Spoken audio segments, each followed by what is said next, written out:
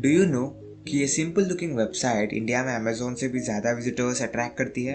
हाँ, बिल्कुल सही सुना आपने। मिलियंस ऑफ पीपल इसे हर दिन यूज़ करते हैं। इसका नाम है आई लव PDF। और अगर आप ये वीडियो देख रहे हो तो चांसेस है कि आपने भी इसे यूज़ किया होगा। बट हियर्स द थिंग, ज़्यादातर लोगों को पता ही नहीं किसने बनाया इतना बड़ा ग्लोबल प्लेटफॉर्म, कैसे बना।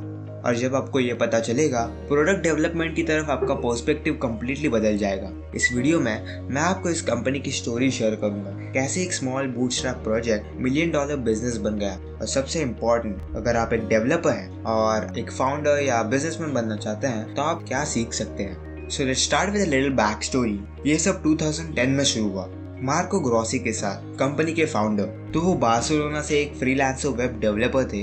एक दिन जब वो नॉर्मली काम कर रहे थे, उन्हें एक प्रॉब्लम फेस करनी पड़ी। उन्हें 2 PDF फाइल्स मर्ज करनी थी। तो जैसे हम सब करते हैं, वो ऑनलाइन गए और टूल्स सर्च करने लगे। बट ज्यादातर टूल्स यूजलेस थे। जो भी टूल्स उन्होंने फाइंड किए वो या तो स्लो थे, कंफ्यूजिंग थे या फिर पेड थे। तो 2 PDF मर्ज करने के लिए पैसा देने की बजाय उन्होंने डिसाइड किया कि वो खुद का टूल बना लेंगे। उन्हें रियलाइज हुआ कि ये सिर्फ उनके प्रॉब्लम नहीं थी, बहुत सारे लोग सेम इशू फेस कर रहे थे। तो उन्होंने वो टूल सबके लिए फ्री में अवेलेबल कर दिया। स्लोली दुनिया भर से लोग यूज करने लगे। मार्को ने भी स्लोली एडिशनल फीचर्स ऐड करना शुरू किया। और तब तक उन्होंने इसे बिजनेस की तरह नहीं सोचा था, वो बस लोगों की हेल्प करना चाहते थे। तो ऐसे ही आई लव PDF बॉर्न हुआ। मार्को ने एक्चुअली ये पूरा काम सोलो अपने बेडरूम से 2017 तक बूटस्ट्रैप किया। और उन्होंने मल्टीपल बायआउट ऑफर्स रिजेक्ट कर दिए क्योंकि वो अपने कंपनी का फुल कंट्रोल रखना चाहते थे। तो ये थी थोड़ी सी बैक स्टोरी कि ये सब कैसे स्टार्ट हुआ। मैं जानता हूँ कि ये कुछ ज़्यादा स्पेशल नहीं लगता, बट कैसे उन्होंने स्केल किया और सस्टेन किया अपनी कंपनी को, ये इंटरेस्टिंग पार्ट है। अब देखते हैं कि मार्को ने एक्चुअली प्लेटफॉर्म को इतना बड़ा कैसे बनाया। इस कंपनी के बारे में इंटरेस्टिंग बात यह है कि उन्होंने इनिशियल फेज में अपने प्रोडक्ट को मार्केट तक नहीं किया। ये बस प्योर SEO और वर्ड ऑफ माउथ था। जैसे जैसे विजिटर्स बढ़ने लगे, मार्को ने एडिशनल फीचर्स ऐड करना शुरू किया। सिर्फ PDF मर्ज से आगे विजिटर्स अब स्प्लिट कर सकते थे, डिफरेंट फॉर्मेट्स में कन्वर्ट कर सकते थे, कंप्रेस कर सकते थे, साइन कर सकते थे, OCR फीचर्स यूज कर सकते थे और बहुत कुछ। उन्होंने एक सिंगल प्लेटफॉर्म बनाया जो हर PDF रिलेटेड टास्क हैंडल कर सकता था बिना ₹1 दिए। और इसी वजह से स्लोली प्लेटफॉर्म पॉपुलर होता गया। बट जैसे प्लेटफॉर्म ग्रो कर रहा था, सर्वर कॉस्ट बढ़ रहे थे, वेबसाइट स्लो हो रही थी। और तब मार्को ने फाइनली इसे सीरियसली एक बिजनेस की तरह ट्रीट करना शुरू किया। तो कैसे उन्होंने इस प्लेटफॉर्म को इनिशियल फेज में स्केल किया? अगर आप सोच रहे हैं कि उन्होंने VC या एक्सटर्नल इन्वेस्टर्स से पैसे लिए तो आप गलत हैं। ये अभी भी एक बूटस्ट्रैप कंपनी है। बट कैसे उन्होंने कंपनी स्केल करने के लिए पैसे कमाए, इसका जवाब देने के लिए let's talk about I love PDF का बिजनेस मॉडल। तो उनके करंट बिजनेस मॉडल के बारे में जानने से पहले देखते हैं कि वो बिना किसी एक्सटर्नल इन्वेस्टर्स के इस पॉइंट तक कैसे पहुंचे।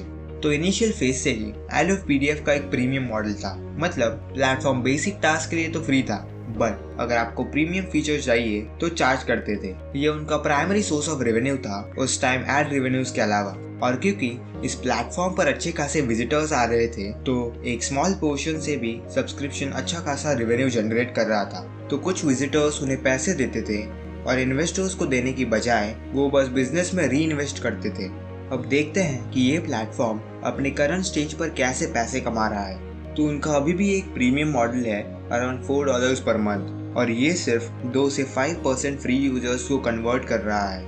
बट ये 2 से 5% अलोन उनके टोटल रेवेन्यू का 80 to 90% जनरेट कर रहे हैं। वो अभी भी एड शो करते हैं। और रेवेन्यू का अनदर सोर्स ऑफ इनकम है उनके एंटरप्राइज और API customers. Developers API use कर सकते हैं अपने एप्लीकेशन में इंटीग्रेट करने के लिए। और वो कंपनीज और एंटरप्राइजेस को भी टारगेट करते हैं जिन्हें ऑटोमेटेड डॉक्यूमेंट प्रोसेसिंग चाहिए बिना टेक्नोलॉजी खुद से बिल्ड किए। और नंबर्स, वो अब एस्टिमेटेड $10 से $15 मिलियन एनुअल रिकरिंग रेवेन्यू कमा रहे हैं। प्लेटफॉर्म 150 मिलियन मंथली विजिट्स तक स्केल हो चुका है। लिटरली इंडिया में अमेजोन का आउटरैंक कर रहा है और ग्लोबल टॉप 50 वेबसाइट्स में है। वो हर साल बिलियंस ऑफ PDFs प्रोसेस कर रहा है। इससे हम ये सीख सकते हैं कि अगर हमारा प्रोडक्ट एक्चुअली कस्टमर की किसी प्रॉब्लम को सॉल्व करता है तो वो इवेंचुअली पे करने के लिए रेडी हो जाएगा और आपको रेवेन्यू के बारे में वरी करने की जरूरत नहीं। अब यहाँ एक बहुत इंपॉर्टेंट चीज है जिसने लोगों को बिलियंस ऑफ डॉक्यूमेंट्स के साथ ट्रस्ट दिलाया। वो सिक्योरिटी को सीरियसली लेते हैं। सभी फाइल्स ऑटोमेटिकली उनके सर्वर से